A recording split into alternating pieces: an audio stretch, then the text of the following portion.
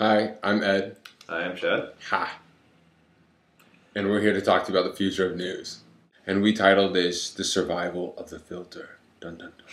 News we've decided is the unknown, the important unknown.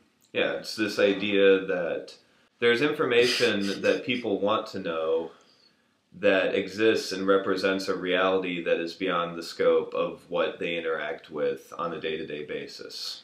Right. Stuff that's relevant that they don't know. Yeah. Mass media had the advantage of unifying a large group of people around the same idea. It was what's relevant to you. I mean, it was defined for you what's relevant to you. Most solutions that have come out of the internet age have focused on is that now we are the people that choose to curate our own news. We are the ones. You curate your own news? I don't personally curate my own news, but... Why not? Because I like novelty. I'm not particularly... I like the things that I like, but it's the things that I don't know that I want to know that are important to me. So let's bring this down to a level that makes sense, like maybe some exemplars of some kind. Like what happens? What's actually going to happen because you're curating, I'm curating my own news?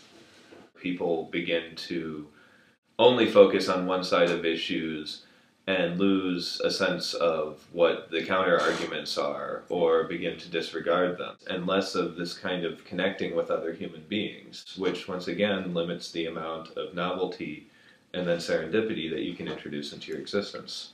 I think what it comes down to is that when you filter out all of this stuff, it feels like it narrows down and narrows down and narrows down until you're living in this very isolated, kind of boy in a bubble type of atmosphere. News is something that's important, that people want to know what's going on. It becomes kind of like narcissism, where you're falling in love with your own reflection in the pool of the internet. That's good, Shad. Thank you. That's really good. When you're looking for something new, you get the familiar. And so the news becomes diluted in the semantic term of the news. It doesn't become new anymore. It becomes olds. Repetition of the same idea will either result in people losing perspective or just tuning it out. The news makes a common ground for people. Everybody wants to know what's going on. That's just in case we need that clip. It's true. My news is filtered through my friends, my community, my country, my politics, my preferences, and my social networks. Boom. Bing. Boosh. Anything else? The vast amount of information that can be found on the internet or in the world requires some sort of filtering, manageable by the human mind. I love the relationship between the news and novelty.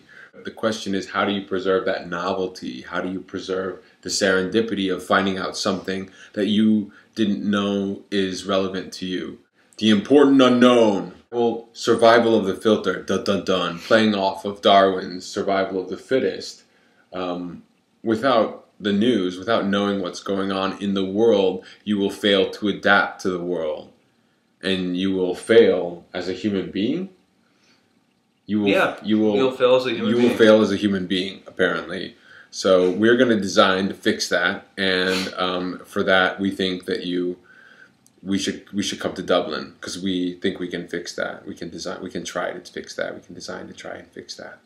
The first step is figuring out that there is a problem. There is a problem. You cannot escape from an invisible cage. The filter. Survival of the filter. Survival of the filter. Survival of the filter.